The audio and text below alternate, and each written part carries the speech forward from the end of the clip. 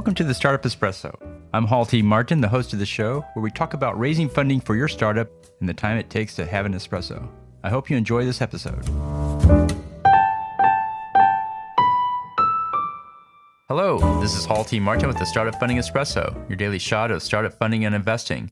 There are 3 stories every startup should be able to tell to investors.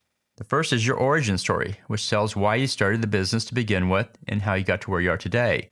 The story answers the question, why are you doing this? Which usually comes from the storyline, I had a problem, I couldn't find a solution, so I created my own. The second story is that of your customer and the problem they have. This story starts with the day in the life of the customer and describes what they do, how they work, and what problems they face. The customer has this problem, it costs them this much each year, and they're motivated to find a solution. You then drop your product in as the ideal solution. The third storyline is the we can make the world a better place. In this story, you paint a big vision of a bold future where everything is better.